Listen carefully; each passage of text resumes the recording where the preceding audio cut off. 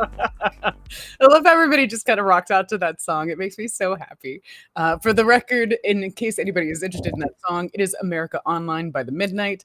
Super groovy group. Not just from LA, but definitely delivering on those LA vibes. Uh, but before I forget, hi guys, welcome and happy Friday. We're back with another live Biscuits with Bosses, although this will be the briefest Biscuits with Bosses because I'm still recovering from Hollyshorts. And of course, as your host, my name is Kay Ross, writer, producer, founder of Owl Echo Entertainment, which is bringing you Biscuits with Bosses today. With me, as always, my co-host with the mostest, Mr. Matt York. How you doing today, Matt? Good. How are you? I'm doing okay. Good. I'm so glad. Honestly, I just feel like there's that video going around that's like, August is going to be our month because where the hell did the rest of the year go? Yeah. It's so funny because it was so slow for so long, and now it's like, where's the time gone, man? Seriously. No, I was just talking to my partner. It's like yesterday or last night, and felt like I was like, because I journal like every day. We journal every day, and just occasionally I just scroll through and see previous journal entries, and I was like, holy fuck, it's August. It's the middle of August.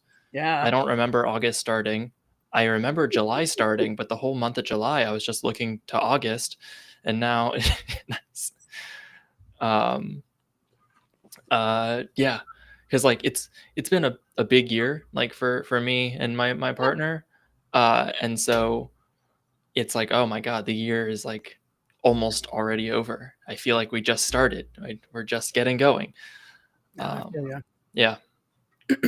This year has also been big for me, although when the year started, it felt like it was going to be more about emotional and spiritual growth. And then, LA fires and our new regime, I mean, president. Like, so the undercurrent of my own emotional, spiritual growth, honestly, has been financial independence. And some part of that is the learning curve under going from a service based like contractor to a product based entrepreneur. Um, and that's important because, quite frankly, if you want to stay afloat as an entrepreneur, like you really cannot afford to be just services, which is terrible because when you start to look at other apps, right, like TaskRabbit is a thing because people want to provide services. The issue is you're never going to make more money than what you can output, and so you never make enough money. That just where's that clip from what's her name from Stranger Things where she's like, just the facts. Oh my god, yes. Erica is my spirit animal. Can we just all right, I gotta say this. Every time someone's like, such and such is my spirit animal, I'm like, am I the only one offended by that statement? I just need to, like, for a moment, because that person is a person, not an animal. And by saying that person is an animal, spirit animal, or otherwise, it kind of deletes the fact that they're a person. So Sure. can we find another phrase? Because I literally just now found myself wanting to say it. And I'm like, nope, no, that is not what I want to say. She is my Gen Z hero. Is she Gen Z? I don't know, but she is awesome, and I love Erica on Stranger Things. Just the facts. So great. Anyway, so usually on the program we start with getting to know you questions. The issue is I know Matt quite well, so I feel like I would rather just catch up. And I feel like so Biscuits with Bosses, this is all about getting to know leaders in the industry. I guess today I'm the leader. Although we're also going to be ruminating about who next week's guest is going to be because I just met a whole bunch of people at Hollyshorts and it's amazing. Um, pardon me. So if by chance you're listening, drop us a little comment and let us know what it is you do in the industry or who you would like to meet in the industry. We're taking requests. But Matt, since we know each other and I would love to catch up, like, how has your last week been? Are you surviving, Mercury going direct? Yeah. I mean, I hope so. I think so. My week's been fine. It. What have I been doing? I have started jogging. I've started the next part of my fitness journey. That's awesome. Yeah, thank you. I I live a very sedentary lifestyle. I'm a video editor, and I have a very on again, off again relationship with working out Mm, in general. Um, and so I'm on my one of my on again parts, but I'm trying to jog, and it's because I do enjoy being outside and I do enjoy walking. I'm not a big like runner, but I do enjoy just like I like the runner's high. Like I like just jogging and like being able to listen to music and being like, nope, this is 30 minutes of just one foot in front of the other. So I've started doing that like immediately after waking up, rolling out of bed, and that has sucked a lot. But it's nice because now I'm catching up on news. Um, and what else? Oh, Wednesday, my partner and I saw Weapons in theaters. mm, The new movie by Zach Kreger, who also directed Barbarian and no, yeah, just Barbarian. Um, Good movie, solid movie. I think a lot of people are thinking it's like a 10 out of 10 next level horror thing. I think it is a none of its ideas are particularly original, but I think it executes all of its ideas to the highest caliber.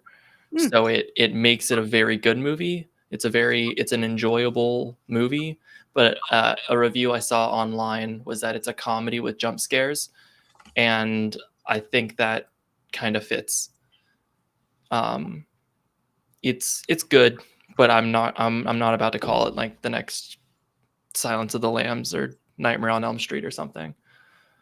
Um, I think it's good if you enjoy his stuff. He makes interest like Barbarian was a very weird psychological horror, and the co-writer of that most recently wrote Companion, which was mm. another like funny horror movie that came out semi recently, and that one was great too.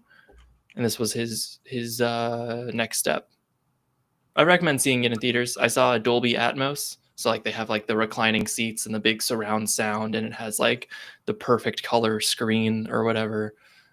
So that was just an experience because you literally feel the music like through your body. But it was good.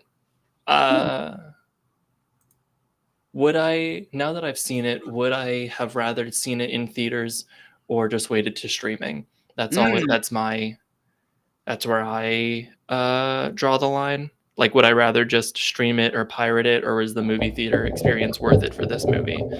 For this movie, I feel like it would be fine if you don't see it in theaters. mm. Like, like Oppenheimer is a movie that's like you should see that in theaters. Like that was like a thing that was it was made for the cinema. And this one is good. It is a solid movie if you are into horror, but it is not totally cinema worthy in my opinion. I feel like that's just gonna come up a lot in the coming years because what makes cinema worthy? I'm about to call out a really big movie that was part of a really big franchise. But I need to call it out because when you decide something is high concept and you decide that it's also cinematic enough to put it in theaters prolonged, you start to attach big names to it with the assumption that it's enough, right? Um, but it's not. And one of the reasons that I started my workshop and part of the reason I wanted, you know, early, mid tier, even expert writers to just take a moment and make sure you have the essentials of your story is because it is obvious when you do not employ that in the final product. Like, whoa. So, Brave New World, which, if I recall, actually came out earlier this year. Um, Oh, yeah. Terrible, right? So it's Captain America: Brave New World. It's part of the next generation of MCU, which is already struggling. Honestly, I thought they made a brilliant move by putting things into television form because it gave us a greater chance to just be with the characters instead of do. Films are almost always about really big events, which means that they are doing something. The moment the biggest thing was done, the thing that hadn't been done after that was just being with those characters, right? What does life after Thanos look like? And that was a brilliant way to transition. And I'm sorry they didn't stay there, because that would have been the best way. But that's my 2 cents. Hashtag WandaVision, because it was great. You take something like Brave New World, and again, from a developmental standpoint, we all know that there's medicine, that there's sugar hiding the medicine. When the sugar is not well crafted, we taste the medicine. In fact, we may spit out the medicine. And the lesson, right, the medicine in Brave New World was really impactful, right? If you're the leader and you make decisions for everybody, and that decision is poisonous, you are part of the everybody, and it can poison you too. And I think that's a huge lesson to learn right now, because when you dismantle things that hurt the public, you're one of the public, man. Um, and to your detriment. So hey, it's worth it to protect everybody because you're one of them. Um, Really great lesson, right? No one was listening to it because the scene structure was terrible. No one was listening to it because we really wanted to care about whoever Anthony Mackie cared about, but we don't know who the fuck he cared about because he really didn't have anybody that important to him. Yeah, he had his partner in crime, but that wasn't the person important to him. That was his ally. And again, if you know story structure, you have an antagonist, you have an ally. And those two people help you to debate on your way to the thing that you or the person that you love the most. Who does he love the most? We still don't know. So we don't care about him because he doesn't care. It's a fundamental flaw other than scene structure, which also sucks. Anyway, so yeah, are there some cool fights? Absolutely. Was it worth it to put it on the big screen? Debatable, right? Yeah, you put a lot of money into it, but if your basic story structure isn't there, no one is sticking around for the cool ass fight. Now, Right. on the flip side, speaking of Captain America, if you go back and you watch Winter Soldier, Mm. holy, you know what? This is my program. I'm gonna say it. Holy fuck! Because we've been going back and watching MCU just to like cleanse the palate, and that elevator fight. Ah, come to mama. Like, first off, I come from a martial arts background, so I love me some fight scenes. Just gonna keep it there. Hell, even him just like the chasing down my best friend and like holding on to the helicopter. Girl. But none of that is as enjoyable as why he's doing it. Right? Yeah. Like the it's a joke, but it's a beautiful joke, and it unfolds in perfect timing, which is Captain America's just confronted who he doesn't realize is the enemy, but is at least being antagonistic towards him. Right after that confrontation and holding his own, he is then met with one group, and then another group, and then another group, and then finally the muscle, all piling into this elevator.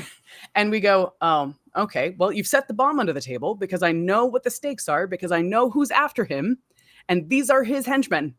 And those henchmen happen to have a prior relationship to Captain America because they've worked with him. They know what he's capable of, and they know this is going to be a hard fight. Not just because they have to justify it, but because he's fucking difficult to beat.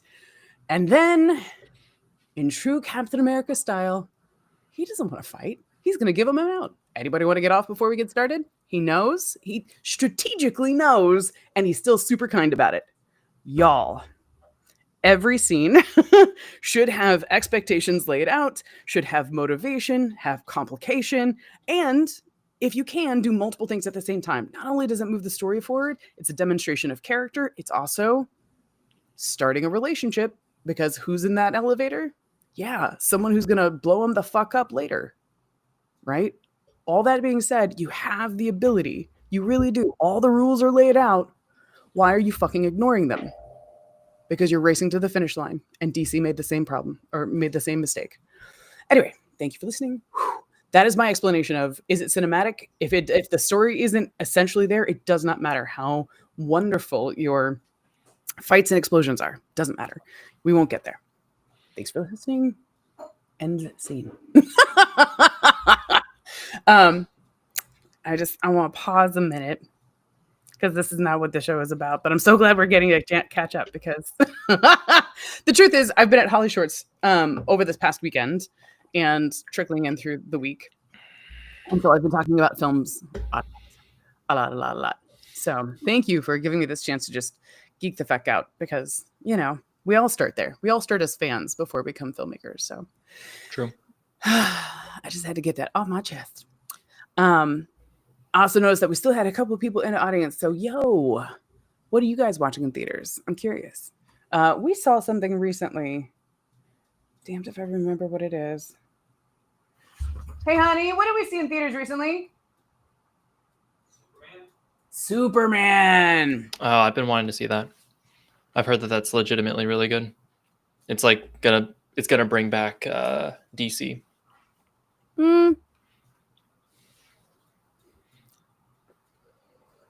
They're still making some of the same mistakes, which is that they're rushing to the finish line. They're still making some mistakes, which is that they're not completing what they start. But better team.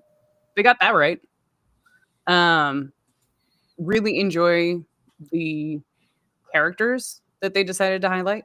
I'm not going to get too far into that, but if it was just Superman, Lois, and Lex Luthor, I think it would fall on its face. Yeah. Or other characters.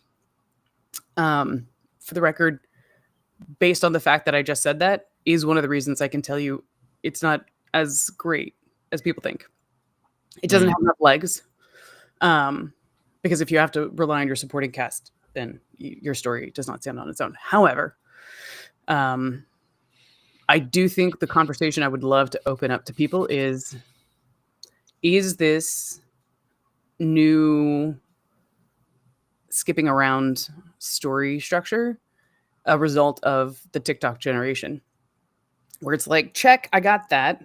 But if there's no connective tissue between that check and the next check, then how cohesive, how satisfying is it as a whole? And I'd love to know if I'm the only one seeing that. Sure. Yeah. Was Superman linear? Was it like it started at a point and then stopped at the end, or did it start somewhere and then it backtracked and then you like saw where the beginning was and then you go to the end? Linear as far as I can tell. Okay. And when you see the opening, part of what I deduced was if they had actually started at the beginning of that scene instead of the end of that scene, we actually would have seen a character arc. The argument that I'm making right now is that each scene is entertaining. Yeah. Questionable. Sometimes like the logic, you're like, wait, why? And then they try to like answer it later.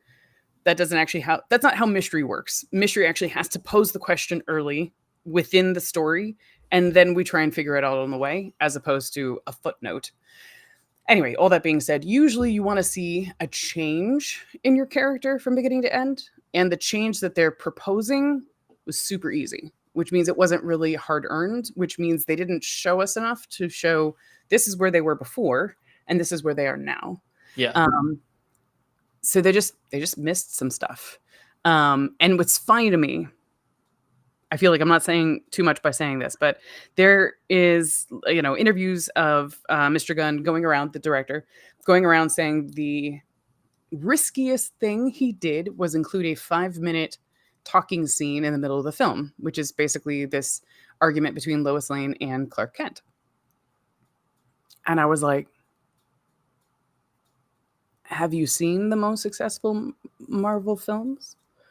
They don't have one talking scene. They have 5 or 6 because you need them in order to have character growth. If everything was just a fight or a spectacle, we don't actually have, you know what I mean? And he knows this because he's done Guardians. If you go back into Guardians, how many times were they sitting and talking? In fact, when Groot grabs for the battery, they're sitting and talking, right? Like when what's his name is trying to appeal to Thanos to get what he wants from him, they're talking.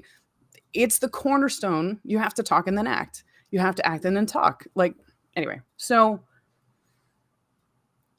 I just feel like somewhere in the equation, whether it's led by the filmmakers or dictated by the studios, someone has missed a trick about the breath, the inhale and the exhale, that pacing that's required uh, of storytelling. Um, so yes, linear but choppy. Sure. Scary. Yeah.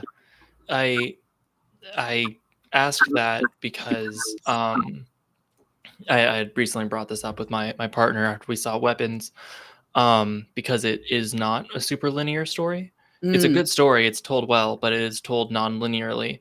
And I was relating to her that I think we're going to see just a lot more movies move towards this, or a lot more, at least horror movies, move towards it, because uh, basically it's the Christopher Nolanization of every film. Where Christopher Nolan made a name for himself telling movies backwards, and he made a his own style of how to create a backwards linearly told story. And I think a lot of people are going to be trying to replicate that. They think they can be the next Christopher Nolan, because it's like, well, we start in the middle and then we're going to tell you how we got there through the end. But I think by doing that, as you're saying, you lose a lot of that connective tissue, because you're like, okay, well, we already know what the end looks like, so let's just scramble to figure out how we got there. And then now yeah, you know what this end looks like, and let's scramble to the end to see how we got there. And Weapons doesn't do that. I think it does it very well in how it connects all the stories. But I wonder if some of it is the TikTokification of just like, we need to get shots done. We need to, like, emotion, action, back and forth. But also part of that is I feel like people are trying to make narratively better stories by making it more complex and stuff, yeah, such as by telling it backwards or whatever. And that also hinders the overall plot line, or yeah, it can when not done correctly, because like you were saying, you're supposed to, like, you, if the sugar is not done well, then you're not taking the medicine. And it's like, the whole time, if you're just focusing on, well, how does that connect, where did this character come from, why are you doing, and then the plot, you're focusing too much on everything else and not on the actual plot that's happening. yeah. So I don't know. Maybe it's a TikTokification thing. Maybe it's just a new people trying to be the next wave of great filmmakers or whatever. I don't know. Um, I can say that, you know, not that everybody should go to film school, but like maybe there should be like a cinematic language test before you're allowed to get money or be financed. But like there's this principle in filmmaking where your opening frame and your ending frame should have a visible contrast in order to express pretty much the entirety of your film. Not that I'm a huge fan of horror. Actually, I think this is more considered thriller, but like some years back, The Invisible Man with what's her name from Handmaid's Tale. Yes, that was a great movie. It was a pretty good film. Saw that one in theaters too. That was definitely one to see in theaters. I think you get the full experience when you go. Yeah. Um, and if you pay attention, the opening frame and the ending frame both have her looking pretty much at the camera. The difference is that her opening look is in fear, cowering, yada yada yada, and her closing is walking confidently towards her destiny, yada yada yada. Right, like she is on her feet and moving and with direction. Right, Yeah. so we know what happens in a nutshell. We know, and I think when you don't, I one could say that is true of something like Superman as well. The biggest issue is you didn't have it. That was easy, right? Like the staples button. Yeah. Um, you know, and I think some part of that was someone forced other characters to be in on the plot. There's some of them are good, some of them are totally unnecessary. Um, and then of course, doesn't matter. Do you, if you actually say, hey, there's no arc for my character because I want that character to still suffer from that flaw, cool. But we need to see like a definitive problem with that, not one spoken about in dialogue. Like you're going to spend all this money on spectacle and not actually find a better way to show that consequence. Come on, guys. Anyway, blah, blah, blah. The point here is there's just room for growth, and I wish them well. And quite frankly, I think what everybody got out of Superman is so much more valuable than the story. Someone really tipped into, hey, what we're talking about is an actual alien who's fighting against, you know, bias and an actual attack against him. And how relevant is that to people in our country right now? So yeah, especially when it's government sanctioned. When the government thinks that you're an enemy of the people, even as you're doing good for the people. What? Right.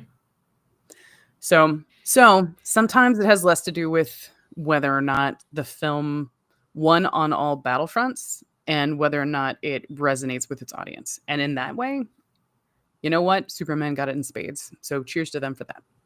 Yeah. Good. That being said, let's move on to victory round because I really want to help celebrate you, my friend.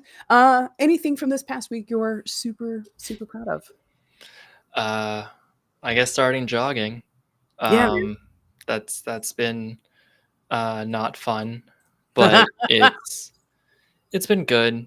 No, I guess I should say a more legitimate victory round, if I'm trying to bring up something new, is that I've just been getting outside a little more.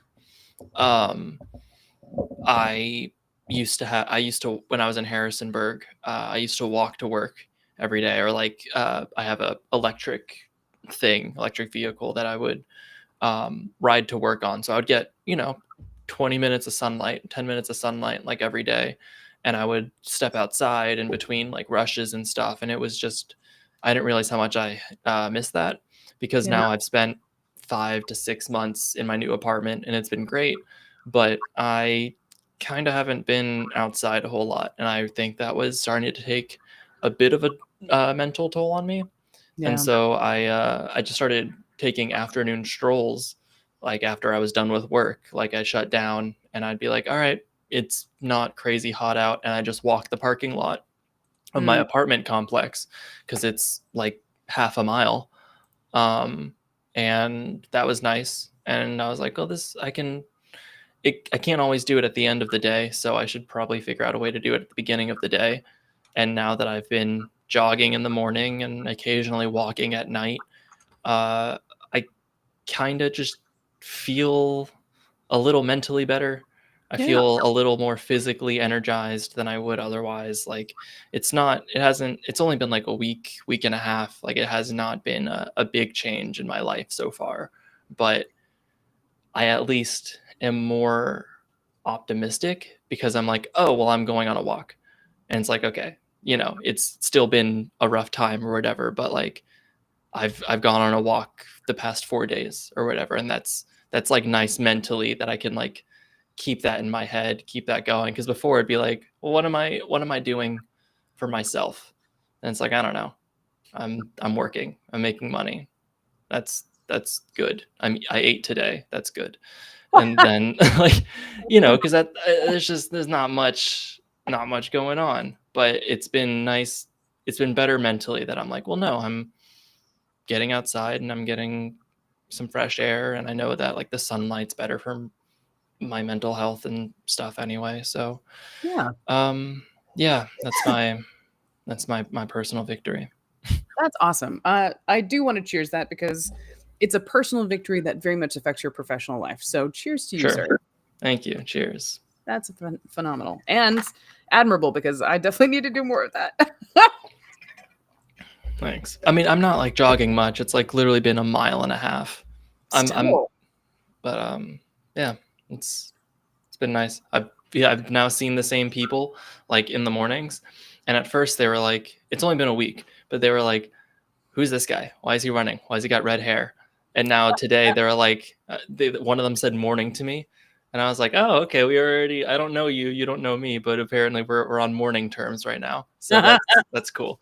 Aw, I love that. Yeah. Give him a little wave. Yeah, right? It's like, oh, we recognize that we're both suffering right now. Yeah. Because there's, it's cool that I guess now that we're recognized. I can recognize people, they can recognize me, and it's like, all right, it's Friday, that we should see these dog walkers or whatever, and we should see. I don't know. It's just been fun. How about you? Do you have a victory round? Well, the one I won't be claiming is leaving a open container of coffee on my desk so that my cat could run into it and spill it all over my computer and drives and a little bit on my new printer. Little effort. Yeah, not claiming that one at all. Mercury retrograde really did a job on me. During the actual Mercury retrograde, mostly unscathed, and then suddenly it ended and it was like all the repercussions, and I was like, mother.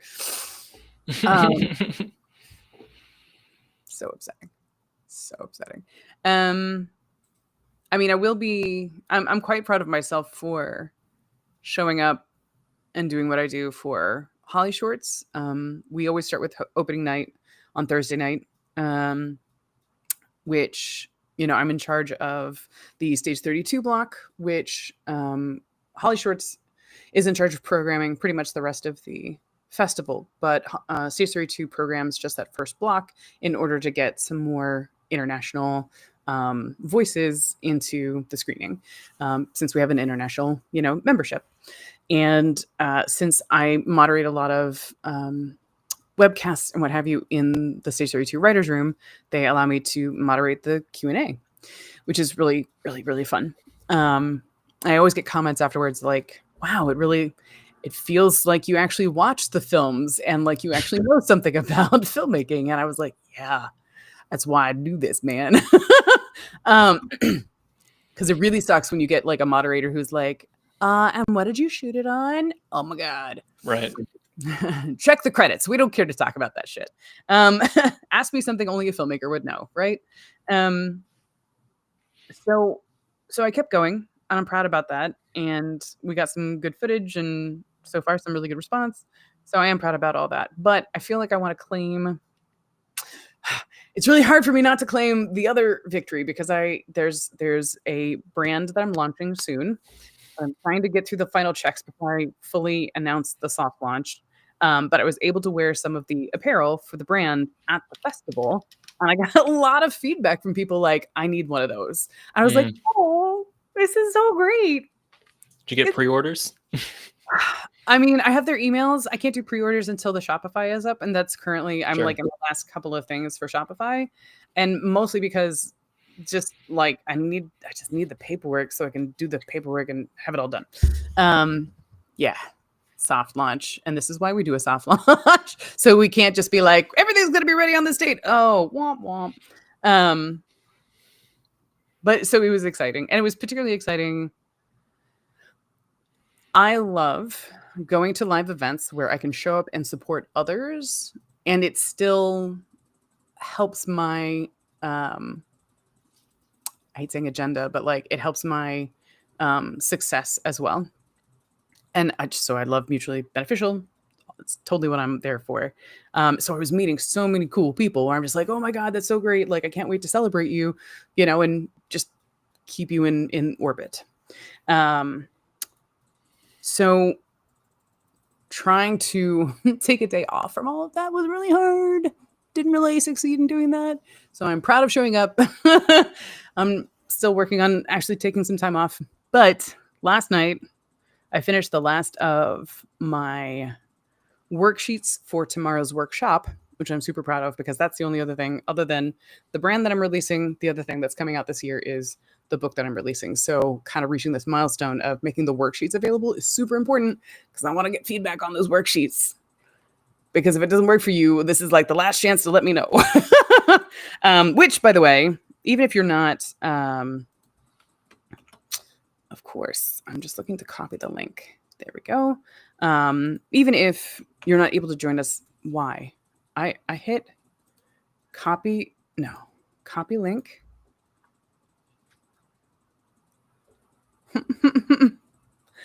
Okay, Eventbrite is just being stupid right now and slow. Why are you so slow?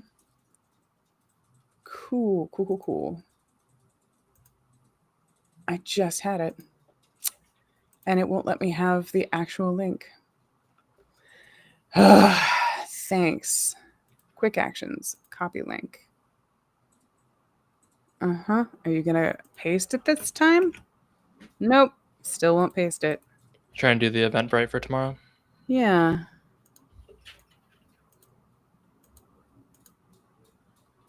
Maybe it's the chat that's effing up.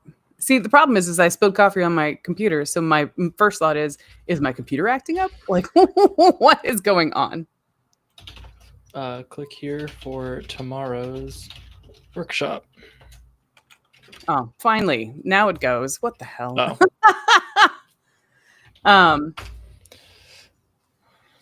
Anyway, even if you guys can't show up, you can still purchase the worksheets. I'd love to hear your feedback. And just know that even if you can't show up, you can still purchase the ticket for free. Like, grab a ticket, and then you'll still have access to the recording for a week. Anyway, so I think those are the two I want to claim. Is I showed up, I did my thing for Hollyshorts, yay, and then I finished the worksheets, which is super important for the next milestone. So, yeah. Yay! Cheers to that. Aw. So much. Also, Cheetos and chai is totally hitting the spot. Interesting. I'll have to try that. You know, not always. Just on those days where you're having a craving and I just like, I need something crunchy. I need something salty or sweet and spicy. Yeah, you got like you got crunchy, salty, crunchy, savory, and then like sweet, creamy. Exactly. Yeah. All right. That is the movie philosophy. Sorry.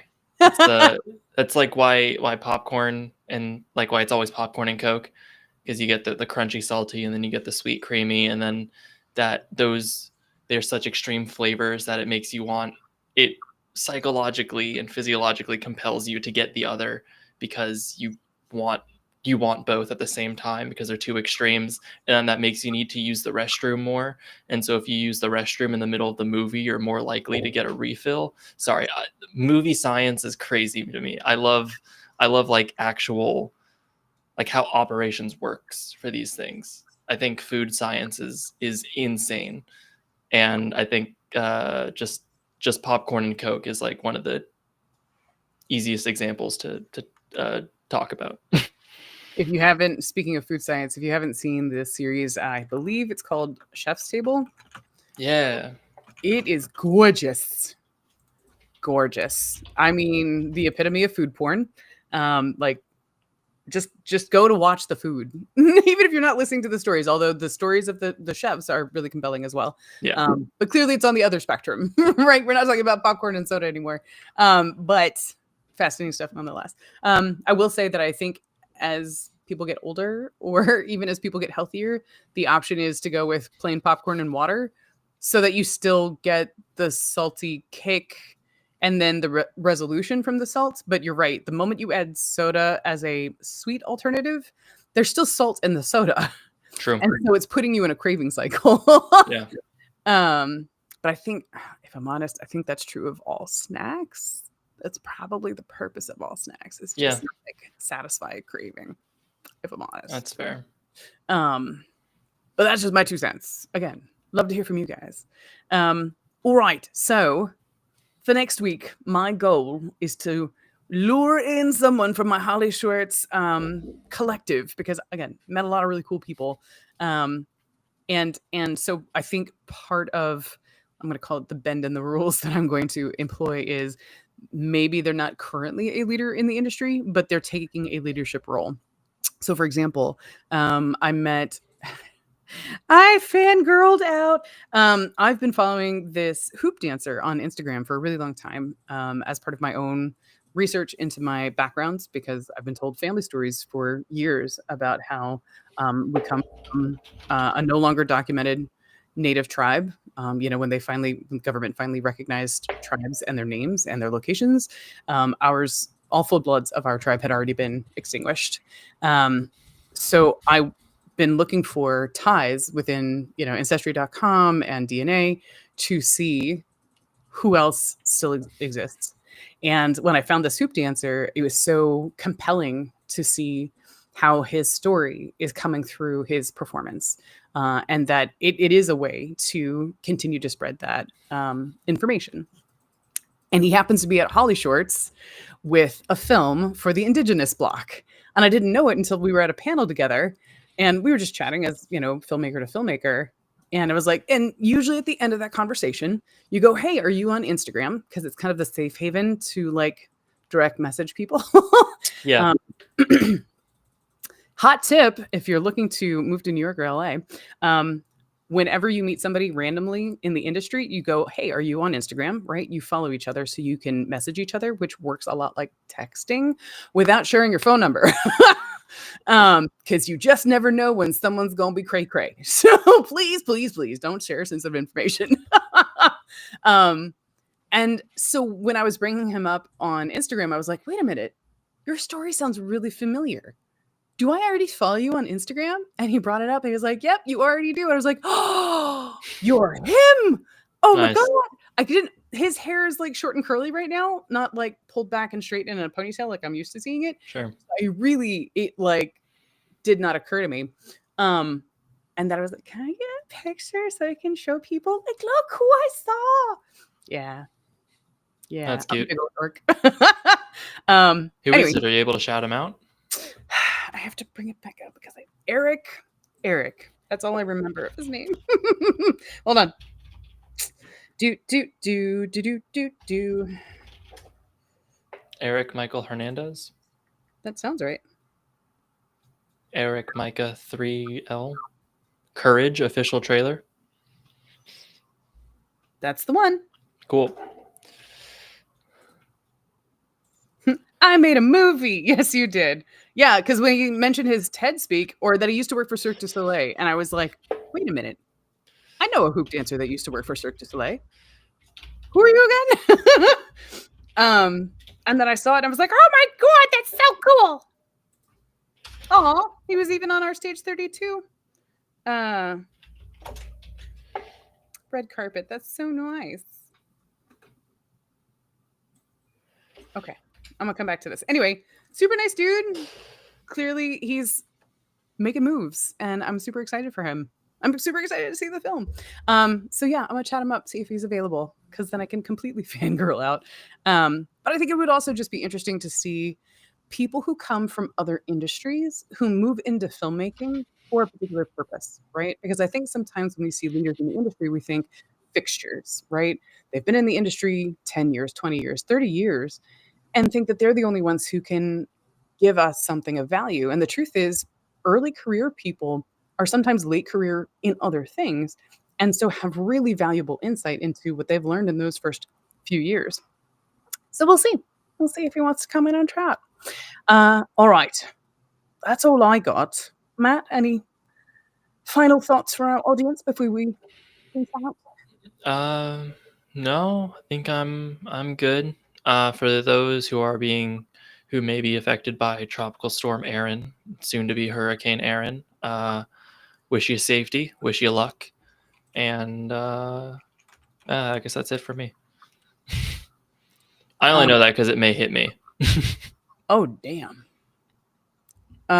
Indeed. Hurricane Aaron looks like 5 hours ago they updated it as first Atlantic hurricane of 2025 season. Yep. I had first heard about it a couple days ago when they were like, "Oh, it's a tropical storm, but it may be a hurricane soon." I think right now it's getting towards Puerto Rico, but I'm in DC, so usually we don't really get much like hurricanes. We just get like the storms and the rain from it. But I think its trajectory is starting to point north. So we'll see. Mm-hmm. There, I may be getting some rain, but I know there's people who are getting hit by it way worse than me and getting hit by it right now. So just hope you guys are staying safe. Hope y'all are doing well in these times. Indeed. Good call out. Thank you, my friend. All right. Yes. Stay safe. Stay sane. And we'll see you next week, guys. See you next week, everyone.